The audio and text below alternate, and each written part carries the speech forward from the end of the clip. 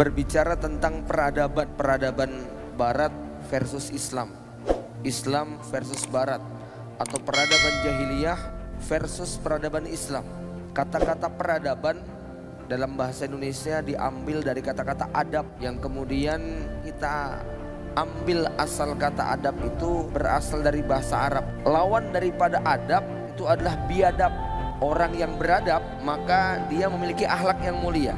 Orang yang biadab maka dia perlu diberi adab supaya kemudian dia menjadi manusia yang beradab. Maka kalau ada kata-kata peradaban Islam, pastilah dia dibangun di atas adab yang mulia. Karena orang-orang Islam diajarkan tentang adab ataupun akhlak.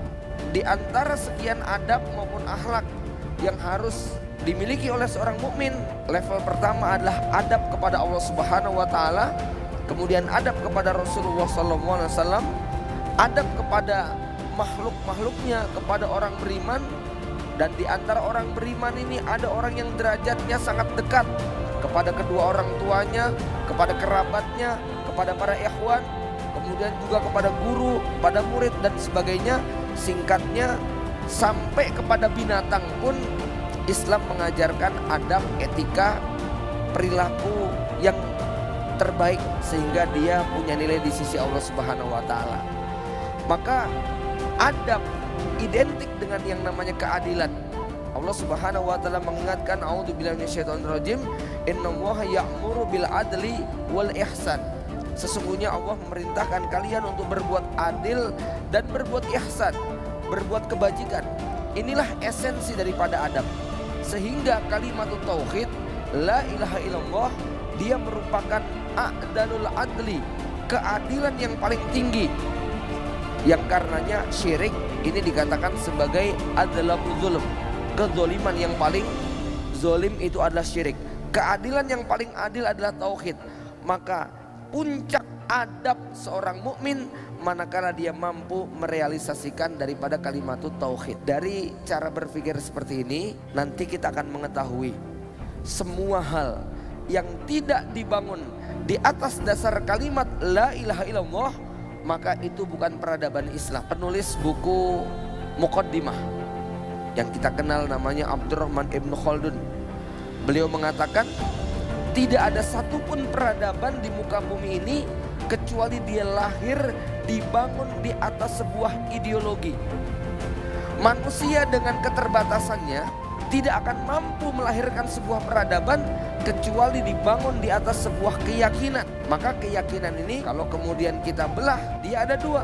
Satu, keyakinan yang dibangun di atas dasar bahwa manusia adalah hamba yang tujuan penciptaannya adalah beribadah kepada Allah Subhanahu wa taala.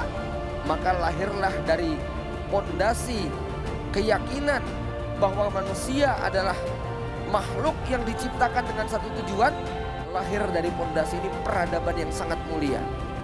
Sementara yang satunya adalah peradaban jahiliyah yang berangkat dari sebuah keyakinan manusia tidak ada hubungannya sama sekali dengan urusan penciptaan. Maka dua makhluk yang semacam ini pasti akan berbeda dalam cara pandang dia terhadap dunia.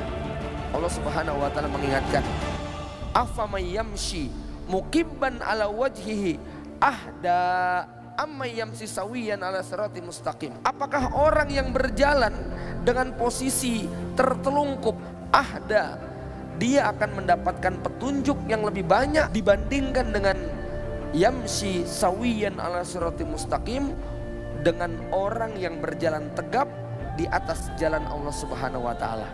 Apa yang membedakan antara karakter, perilaku, peradaban yang dibangun di atas dasar Islam dengan karakter peradaban kufur yang menolak syariat Islam? Kita pernah mendengar istilah zaman jahiliyah, yaitu fase sebelum diutusnya Rasulullah SAW. Fase inilah yang kemudian berhasil disingkirkan dengan datangnya syariat Islam, ketika masyarakat Arab kemudian dikenalkan tentang tujuan penciptaan.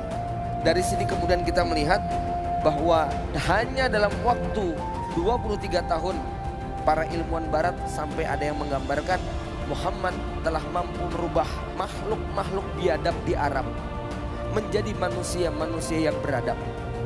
Bagaimana mereka bisa menjadi makhluk yang beradab?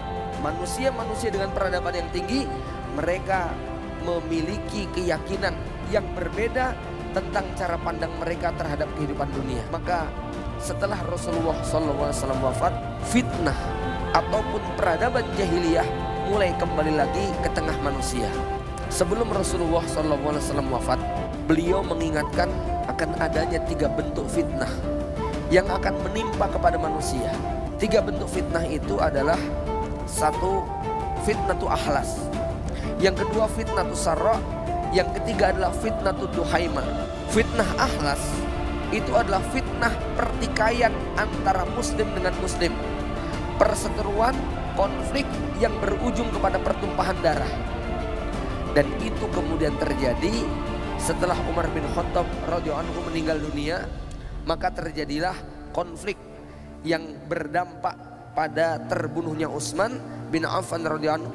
Setelah Utsman terbunuh, terjadilah kemudian perebutan kekuasaan yang berujung pada perang Siffin, perang Jamal. Singkatnya, korban jiwa yang menimpa kepada umat Islam luar biasa jumlahnya. Setelah fitnah ini berjalan, datang fitnah yang kedua yang disebut Nabi dengan fitnatus sarra, fitnah kenikmatan dunia, harta, tahta, wanita. Ini menjadi sumber fitnah bagi kaum muslimin. Dan ketika fitnah ini belum selesai, datang fitnah yang ketiga, yakni fitnatud duhaima. Fitnah yang oleh Nabi disebut dengan fitnah kegelapan. Duhaima itu artinya gelap gulita. Syekh Al-Bara' mengatakan duhaima itu adalah da'awatun mudilat, berkembang pesatnya pemikiran ideologi jahiliyah. Komunisme, ateisme, zionisme, liberalisme, sekulerisme, humanisme, hal-hal yang intinya adalah penolakan terhadap syariat Islam. Ketiga fitnah ini dalam riwayat Ibnu Umar digambarkan kalau nanti sudah sempurna, maka puncak atau sumber dari segala sumber fitnah akan muncul. Dialah Dajjal laknatullah. Hasil akhir daripada peradaban ini, kalau kita lihat, kita akan lihat siklus perjalanan kehidupan manusia. Yang pertama, ketika mereka hidup tanpa peradaban yang canggih, modern seperti yang tadi sudah kita gambarkan. Inilah kehidupan di zaman Nabi. Fase khilafah nubuah atau fase nubuah kenabian. Ini manusia hidup bebas fitnah. Tidak ada konflik, tidak ada darah yang tertumpah, tidak ada rebutan harta, tidak ada ideologi yang batil yang berkembang di tengah umat Islam. Setiap ada bibit-bibit yang memungkinkan fitnah ahlas pertikaian, fitnah sarok rebutan harta dunia, dan fitnah duhaima ideologi-ideologi batil oleh Rasulullah SAW segera dipangkas sehingga umat manusia hidup dalam rahmat yang sangat luas. Masuk fase khulafaur rasyidin. Mulailah setelah wafatnya Umar bin Khattab, fitnah ahlas masuk ke tengah umat Islam. Kemudian fase yang ketiga kata Nabi, summa takunu mulkan adon, raja yang menggigit. Disinilah kemudian sampai tahun 1924, yaitu sampai runtuhnya Turki Utsmani. Ini namanya mulkan adon, kerajaan yang menggigit. Kekhilafahan Islam tetapi banyak mencampakkan hukum-hukum Islam. Disinilah godaan rebutan harta, tahta, wanita, industri betul-betul menimpa pada fase ini. Kemudian pasca runtuhnya khilafah sampai sekarang, maka berkembang segala macam ideologi batil, ideologi yang menolak syariat Islam, ideologi yang menentang peribadatan kepada Allah Subhanahu wa taala, ideologi yang berpotensi untuk mendapatkan kerugian di akhirat kelak. Inilah yang hari ini kita rasakan. Tetapi masih ada satu janji lagi.